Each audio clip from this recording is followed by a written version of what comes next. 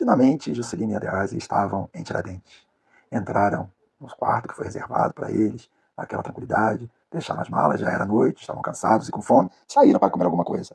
Tudo ótimo, mas voltaram para o quarto e, como o nosso tema é percalços do percurso, não vamos falar da estadia, que foi boa, segundo ele, mas vamos falar da viagem. Então vamos falar hoje sobre a volta.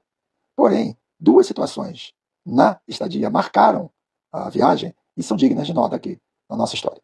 A primeira delas foi que eles pegaram um ônibus para São João del Rei. O trem estava desativado naquele dia e aí eles resolveram ir de ônibus. Era próximo. Receberam aquelas orientações básicas, né, que os mineiros dão, é logo ali, pega aquele ali, aquelas coisas. E eles pegaram um ônibus. Juscelino, acostumado às coisas do Rio de Janeiro, não pode usar mais dinheiro, é tudo cartão, já é para aquilo, já não é para aquilo outro, né, não é, e já era. E ele foi logo procurando a maquininha. E o motorista falou assim: meu senhor, dinheiro é pago? Não tem cartão, aqui é pago. Ah, tá. E aí ele foi procurar o dinheiro para pagar o motorista. Aí ele apontou: é ali, ó.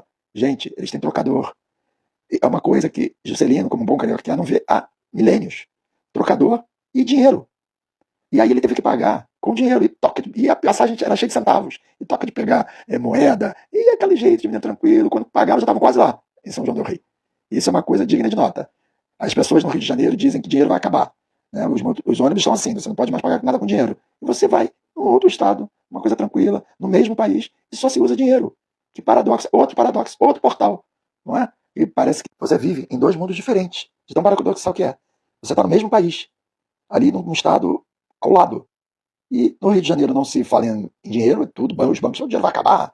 E lá em Minas, em Tiradentes, São João del Rei, você tem que usar dinheiro, o bom e velho trocador. Ele gostou disso, Juscelino achou isso legal. O negócio foi achar que a Edelweiss tinha as moedinhas. Então salvou a pátria. Mas isso é interessante. A outra coisa digna de nota, vocês lembram que a recepcionista falou: aqui é paz e sossego? Pois bem, Juscelino foi descansar, a noite estava calma, realmente as estrelas estavam no céu, como há muito tempo eles não viam, tudo lindo.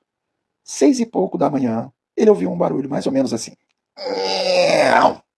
Ele acordou assustado, pensou: não é possível. O que Juscelino, numa escala de coisas que ele fica desesperadamente irritado, obra está em primeiro lugar. Os barulhos, né? E dentro da obra, tá a maquita, a serra elétrica e a furadeira. Ele falou: não pode ser, deve ser um arquétipo ainda, sensações lá do Rio de Janeiro, eu vou voltar a dormir. E voltou. 5 minutos depois, aquilo de novo. Ele: não é possível. Olhou para o lado e falou: eu acho que eu estou ouvindo uma maquita, uma serra elétrica. Resumo da ópera. Não existe aqui, no Rio de Janeiro, pelo menos é assim, aqueles lugares que são chamados de baixo isso, baixo aquilo, porque tem muitos bares, né? As pessoas se encontram. Pois bem, a pousada que eles estavam ficava atrás de uma rua que só tinha serralheria. Era o Baixo Tiradentes. A rua era tomada de serralheria. Ele chegou na porta, foi falar lá com a recepcionista, não, mas o senhor não sabe, não, mas ele só começa à tarde. Eu falei: não, de 7 horas da manhã já estava a todo vapor. Aí ele entendeu, explicaram para ele que Tiradentes é uma cidade em que se faz muito móvel, de madeira, usa muita madeira, então ali tem muita serralheria. Eu falei: não é por serraria ou serralheria, não sei. Ele ficou assim: não é possível vir para cá para ter sossego e a obra me persegue, esse barulho de obra. Então isso é digno de nota. Quem for para Tiradentes, cuidado aonde vai ficar, para não correr esse risco. Procura uma pousada longe de tudo, porque tirando as serralherias, serralherias são muitas, é tudo maravilhoso. Bom, vamos para a volta. Estadia ótima, nada, isso não me atrapalhou.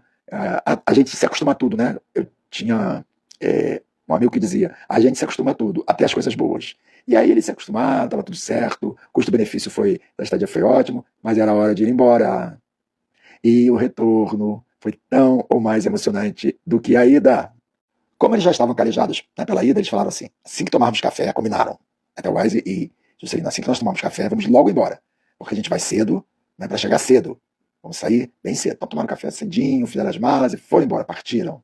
Olha, estava um dia bonito também. E não choveu um momento lá em Tirana, foi tudo perfeito nessa parte. E o dia estava belo, continuaram, pegaram a estrada, e conversando, e aí ele já sabia, o GPS estava funcionando, que era uma maravilha, a estrada estava mais tranquila, tudo diferente. Eu falei: essa volta vai ser diferente do que a ida, vai ser um espetáculo.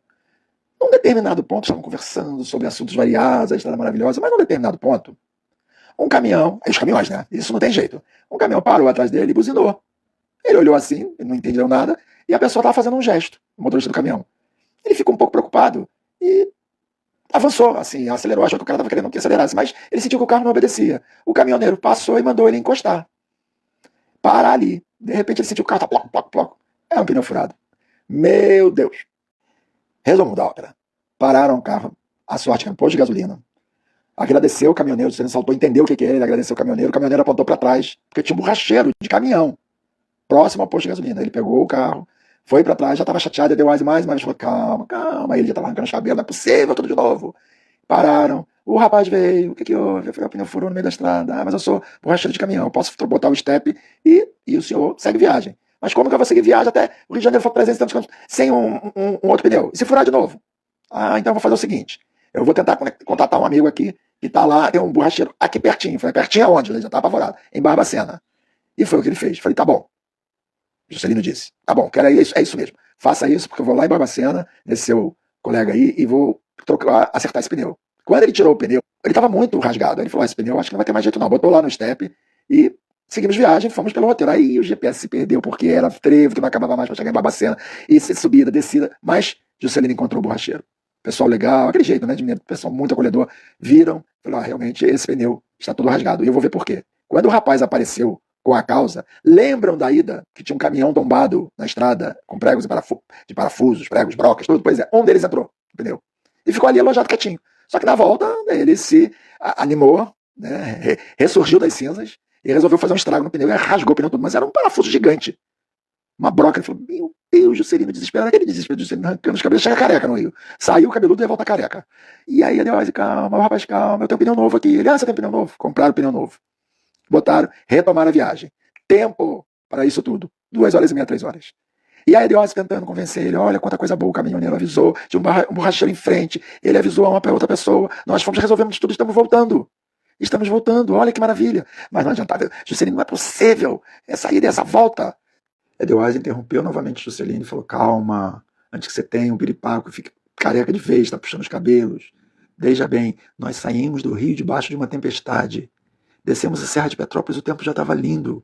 Então nós insistimos, tivemos perseverança, vamos fazer, e chegamos. Passamos da tempestade, veio o quê? O sol. Isso é uma lição. E na volta também estamos tendo os percalços? Estamos, mas olha só, tudo está se resolvendo. Edelweiss estava tentando ver o copo meio cheio, enquanto Juscelino via meio vazio. O otimismo frente ao pessimismo. E você vê que quando a visão das coisas, percalços na vida, todos teremos.